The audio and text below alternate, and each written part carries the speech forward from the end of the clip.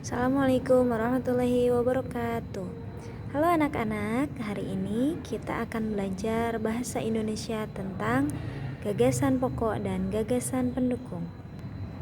Nah, di sini kita akan belajar melengkapi gagasan pendukung yang sudah ada gagasan pokoknya.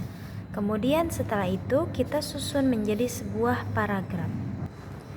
Sebelum itu, kita kembali lagi ke materi sebelumnya, yaitu yang pertama yang harus kita tahu untuk membuat gagasan pendukung harus menggunakan penanda hubung secara eksplisit. Yang pertama, ada rujukan benda atau suatu hal, kemudian ada menggunakan rujukan orang atau sesuatu yang diorangkan.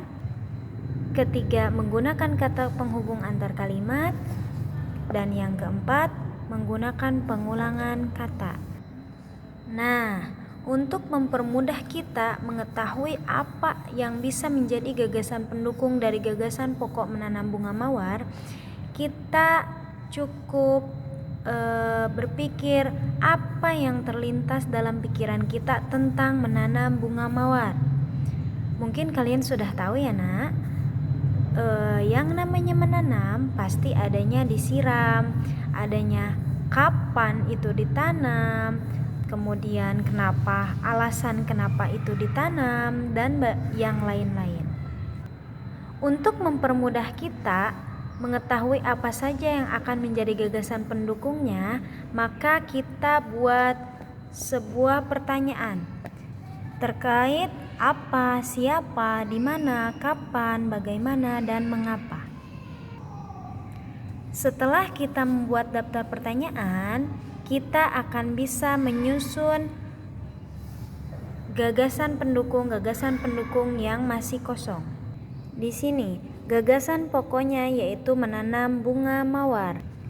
Kemudian, gagasan pendukungnya menyiram bunga mawar setiap hari, kemudian merawat bunga mawar sangatlah mudah, kemudian bunga mawar itu indah, kemudian ada juga manfaat bunga mawar. Dari mana gagasan pendukung ini didapat? Yaitu dari daftar pertanyaan yang sudah kita buat. Ini manfaatnya untuk mempermudah kita apa saja yang bisa kita masukkan ke dalam daftar gagasan pendukung. Setelah kita bisa membuat bagan gagasan pendukung dan gagasan pokoknya, maka kita akan lebih memudahkan untuk membuat sebuah paragraf. Kali ini Miss akan mencontohkan sebuah paragraf, yaitu namanya paragraf deduktif, yang mana pokok gagasannya atau gagasan pokoknya berada di awal kalimat. Contoh, Ibu Ani menanam bunga mawar di kebun belakang rumahnya. Kata menanam bunga mawar berada di awal kalimat atau di awal paragraf. Ini disebut gagasan pokok. Kenapa dia ada di depan? Karena kita akan membuat paragraf deduktif yang mana gagasan pokoknya berada di awal kalimat. Untuk membuat paragraf, maka ada kata yang menjorok. Ini menandakan paragraf pertama atau menandakan bahwa ini adalah satu paragraf. Ini adalah satu paragraf.